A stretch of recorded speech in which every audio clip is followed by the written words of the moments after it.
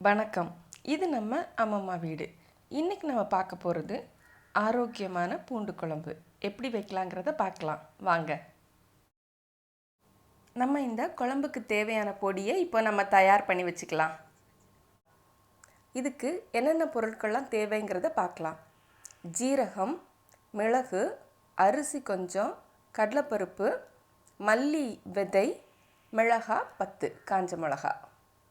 இதெல்லாம் நம்ம கடாயில் எண்ணெய் இல்லாமல் வறுத்து பொடி செஞ்சு எடுத்துக்கலாம். கடாய் நல்லா சூடானதும் நம்ம எடுத்து வச்ச பொருட்களெல்லாம் ஒவ்வொன்றா சேர்க்க ஆரம்பிக்கலாம். ஜீரகம் 1 ஸ்பூன், மிளகு ஒரு 10லேருந்து 15. இப்போ அரிசி 1 ஸ்பூன். இது எங்கள் அம்மாவோட சீக்ரெட் இன்க்ரீடியன்ட். நீங்கள் சாம்பார் பொடி வைக்கும் போதும் இந்த மாதிரி 1 ஸ்பூன் போட்டு திரிச்சிக்கோங்க, நல்லா இருக்கும் டேஸ்ட். கடலைப்பருப்பு 2 ஸ்பூன், மல்லி விதை 5 ஸ்பூன், காஞ்ச மிளகாய் 10. இது மீடியமான காரத்துக்கு. இப்போ நீங்கள் காரம் கொஞ்சம் ஜாஸ்தியாக சேர்க்குறவங்களா இருந்துச்சுன்னா கூட 2 மிளகாய் கூட போட்டு அரைச்சிக்கோங்க. இதில் அரிசி பொரியணும், அது வரைக்கும் நல்லா வறுத்துக்கோங்க. எல்லாம் வறுப்பட்ட உடனே நல்ல ஒரு ஸ்மெல் வரும். அப்போவே நம்ம ஸ்டவ் ஆஃப் பண்ணிடலாம். அதுக்கு மேலேயும் நம்ம வறுத்துட்டு இருந்தால் தீஞ்சிரும் அது. இதை நம்ம திரிச்சு எடுத்துக்கலாம்.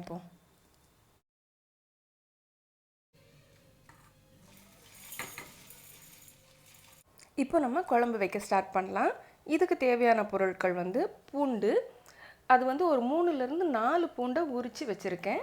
அப்புறம் வெங்காயம், சின்ன வெங்காயம் ஒரு 100 கிராம், தக்காளி சின்னது ஒரு 3, ஒரு சின்ன சைஸ் புளி, அதை அரை மணி நேரத்துக்கு முன்னாடியே ஊற வச்சு அதை கரைச்சி எடுத்துக்கலாம். எல்லா பொருட்களையும் தயார் பண்ணியாச்சு. இப்போ நம்ம குழம்பு வைக்க ஆரம்பிக்கலாம். கடாய் நல்லா சூடானதும் ஒரு 2.5 ஸ்பூன் நல்லெண்ணெய் சேர்த்துக்கோங்க. இந்த குழம்புக்கு நல்லெண்ணெய் வச்சு செய்யும்போது சுவை ரொம்ப நல்லாயிருக்கும். எண்ணெய் காஞ்சதும் கடுகு பொரிஞ்சதும் வெந்தயம் 1 ஸ்பூன், கருவேப்பிலை கொஞ்சம், வெட்டி வச்ச சின்ன வெங்காயம்,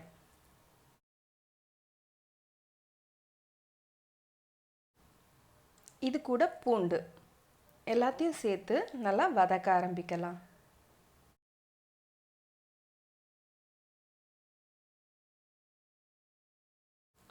பூண்டு வதங்கிறதுக்கு கொஞ்சம் நிறையாவே டைம் எடுத்துக்கும்.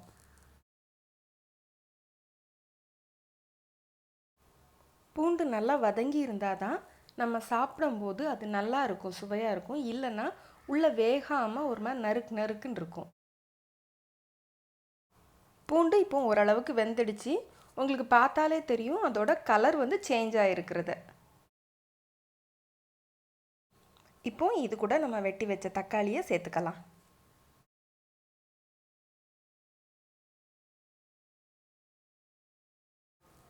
இதை நல்லா குழைய வதக்கிக்கணும். தக்காளி நல்லா வதங்கிடுச்சு. இப்போ இது கூட 1 ஸ்பூன் மஞ்சள்தூள், தேவையான அளவு உப்பு சேர்த்து நம்ம நல்லா வதக்கிக்கலாம்.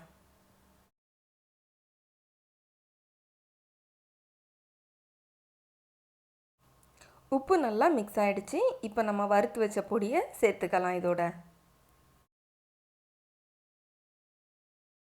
நம்ம திரிச்சு வச்ச பொடி அவ்வளோத்தையுமே சேர்த்துக்கணும்.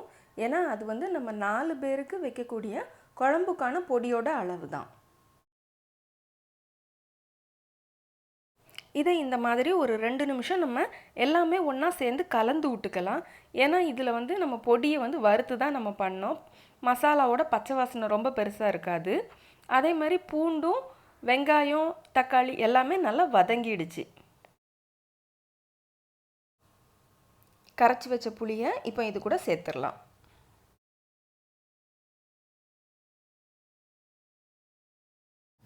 இதை ஒன்றோட ஒன்று நல்லா கலந்துக்கலாம்.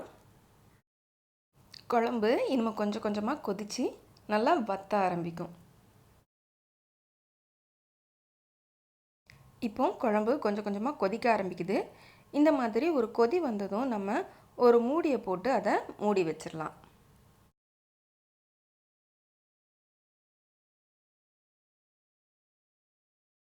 குழம்பு இப்போ நல்லா கொதிக்க ஆரம்பிச்சிடுச்சு. நம்ம மூடியை திறந்து பார்க்கலாம். கொஞ்சம் வத்தி இருக்குது குழம்பு, ஆனாலும் இன்னும் எண்ணெய் விடலை. அது நல்லா எண்ணெய் விடும்போது தான் அதோட டேஸ்ட்டு நல்லாயிருக்கும். அதனால் அது வரைக்கும் நம்ம வந்து அதை கொதிக்க விடலாம். குழம்பு ஒரு 7 நிமிஷமாக நல்லா கொதிச்சுக்கிட்டு இருக்குது. திறந்து பார்ப்போம். குழம்புலேருந்து எண்ணெய் நல்லா பிரிஞ்சு வந்துடுச்சு. இந்த ஸ்டேஜில் நம்ம ஸ்டவ் ஆஃப் பண்ணிடலாம். பூண்டை பார்த்திங்களா, ரொம்ப நல்லா வெந்திருக்குது. ஆரோக்கியமான நம்மளோட பூண்டு குழம்பு ரெடி. பண்டிகை காலங்களில் பலகாரம் சாப்பிட்டதுக்கப்புறமோ இல்லை ஹோட்டலில் போய் நல்லா ஹெவியாக சாப்பிட்டு வந்த அடுத்த நாள் இந்த மாதிரி குழம்பு வச்சு சாப்பிடுங்க. உடம்புக்கு ரொம்ப ஆரோக்கியமானதாக இருக்கும். இதை உங்கள் வீட்டில் சமைச்சு பார்த்துட்டு இதோட சுவை எப்படி இருந்துச்சுங்கிறத கீழே கமெண்ட் பாக்ஸில் கமெண்ட் பண்ணுங்கள். நன்றி.